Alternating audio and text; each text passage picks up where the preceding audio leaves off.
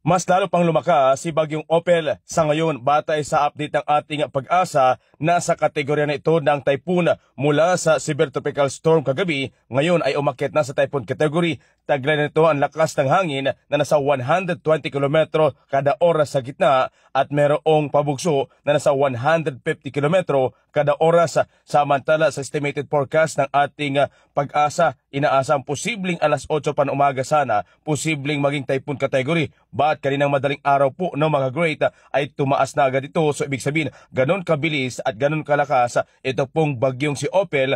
Mas mabilis na lumakas kaysa inaasahan ng ating DOST Pag-asa. Kaya ingat sa ating mga kabayan, partikular sa magiging sentro nito dahil lalo pang lalakas itong si Bagyong Opel. Kung makikita natin sa forecast track ng ating windy.com, sa ngayon ay medyo malayo pa sa kalupaan ito pong bagyo, but posibleng maranasan na ito sa ilang parte, partikular sa May Visayas area. Kung makikita natin na dala na ito yung buntot ng mga kaulapan na kung saan posible sa mga oras na ito ay makakaranas na ng medyo makulimlim at bahagyang pag-ulan sa mga area po ng Katarman, itong Palapag, Dolores, Calbayog, itong Catalogan at Burungan. Bagamat hindi direktang maglalandfall sa area na yan, pero asahan nyo yung buntot na dala nito na makaranas ng mga pag-ulan. At asahan din ngayong araw, posible sa may part ng Catanduanes, dyan sa may Karamuran, ngayon ay baka makulimlim sa mga oras na ito o nakaranas na ng mga pag-ulan. Gaya ng ating binabanggit kagabi, mayroong mga lugar na sa parte ng Cagayan ang isinailalim o buong Cagayan halos ang nasa signal number 1 na ngayon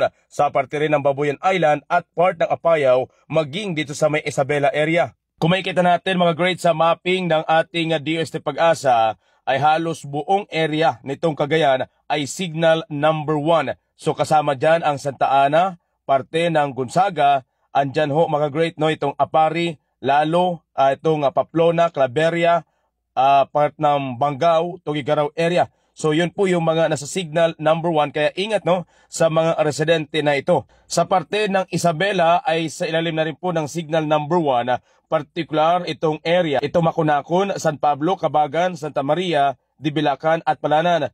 Sa part naman mga great nito pong Apayao, kasama rin po sa mga nasa signal number 1 itong Flora, ang Santa Marcela, Lona at Pudol.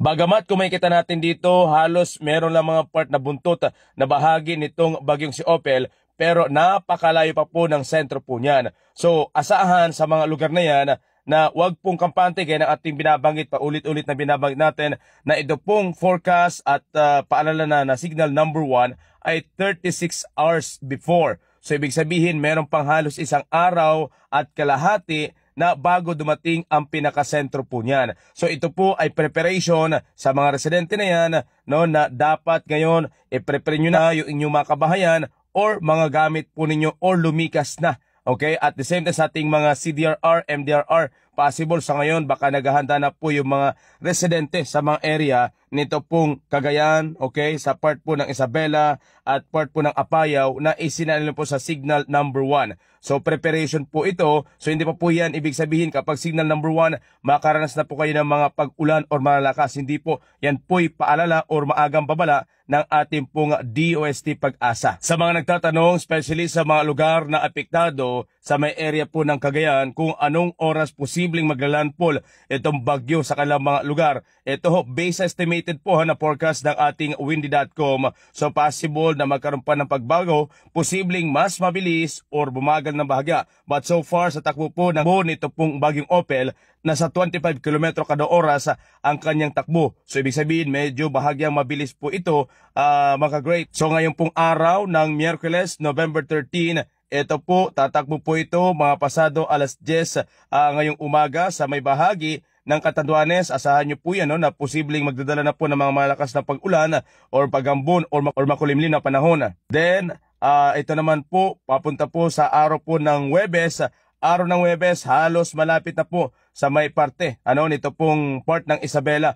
Ingat po no dahil ating binahagi kahapon no yung part ng Isabela, kung ipakita natin yung mga larawan na lubog, okay, sa baha yung ilang mga kabahayan na halos bubong na lang po nakikita. Ang malungkot po na sitwasyon no, bagamat hindi po magiging sentro pero posible pa rin po magdulot po sa inyo dyan sa may part ng Isabela na mga pagtaas ng tubig, kaya ingat po talaga kung maaari no, gaya po ng sinasabi ng ating national wag na munang umalis doon po sa mga evacuation center, especially sa mga matataas po na area. Kung makita natin dito sa sentro ha, kung hindi ito magbabago yung posibleng takbo ng bagyong Opel based sa forecast ng ating pong windy.com, nako yung sa may area ng Palanan, ingat po sa mga area na yan, okay, sa may Ilagan, dahil posibleng makaranas po na matinding mga pag-ulan, okay, maka-great. And then, ito ay Thursday ha, alas 10 ng umaga, ay ito po yung posible na kanya po magiging sentro. So sa may area po talaga ng Santa Ana, sa may Gonzaga,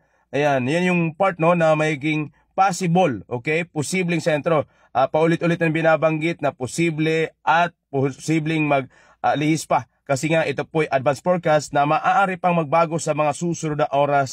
So at least makapag-prepare sa mga area na yan. Kung sakali na ito talaga magiging sentro, so ayan po no, sa baybaying area na yan ng may part ng Gonzaga, maka-great, no, yung posibleng maranasan. At hindi lang po ha, sa mga sentro, pati sa gilid na bahagi ay makaranas niyan. Then after niyan, sa may Santa Ana na nahagupit, ay posibleng dadaanin ito pong area ng Babuyan Island na mga isla, okay, sa may Kalayan.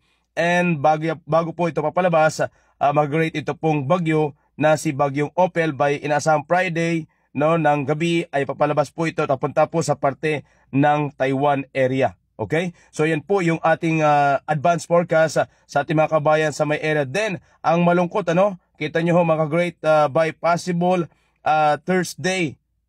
Thursday ay posibleng makapasok na ng ating pong teritoryo ng bansa ito pong panibagong bagyo na si Bagyong Pipito naman. So ayan po yung ating babantayan, pero kung ipapakita ko lang po sa inyo yung posibleng takbo niya. Okay, so by Friday, yan po, maka-great. Then Saturday, halos papalapit din po ng sentro. And posibleng ang tumbok, nako, doon sa mga area, particular sa may Northern Luzon, sa may Cagayan area, Isabela, mukhang dyan na naman din po ang posibleng direksyon. At kung makikita natin dito, no, ito pong bagyo kasi na si Bagyong Pipito, okay, ay nasa tropical storm na po ngayon. So ang kanyang taglay na lakas na hangin ay nasa 75 km kada oras sa gitna at meron pa buksong 90 km kada oras. So ibig sabihin, sa labas pa lang po ng bansa, kung may imagine nyo po mga great, malakas na. Then habang papalapit po ito ng ating bansa, mas lalo po yung lumalakas. So ang bagyo ho kasi mga great, habang wala pa pong kalupaan na pumipigil sa kanya, lalo po yung umiipon, bumubuelo ng bumubuelo. So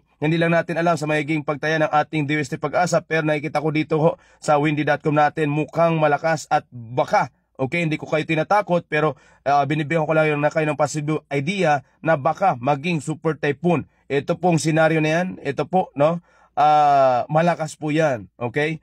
Based din kasi no, sa ating mga kabayan, ito pong pinagbabasan natin na app ng windy.com, ang laki ng porsyento po. Hindi siya totally 100%, but mga almost 80% na kanya pong forecast ay lumalabas talaga na yun ang nangyayari. So may kita natin dito, napakalakas po ito at baka maging super typhoon, ano? Maka-great. At nako, ito po yung area ha, sa ating mga kabayan, sa may part ng Tugigaraw, okay? Advance lang po ito ha, maka-great din, Lawag, so part ng Northern Luzon area, kung sakali, okay, na ito po ang magiging daan niya po. So, standby lang po tayo, no, mga ka-great, dahil ang ating unang binabantayan po ngayon ay itong si Bagyong Opel. Nakita natin kasi no, sa buntot na bahagi na pumapasok na rin ito pong bagyo na si Bagyong Pipito. Okay? So, yan po, sa ating mga kabayan, ingat-ingat, especially sa parte po ng Northern Luzon, dahil sunod-sunod ang bagyo. Pag sunod-sunod ang bagyo na inyong pumaranasan, pag ulan, napaka-prone na po kayo, no, sa landslide at napaka-prone, no, sa pagbaha. So ingat sa ating mga kabayan.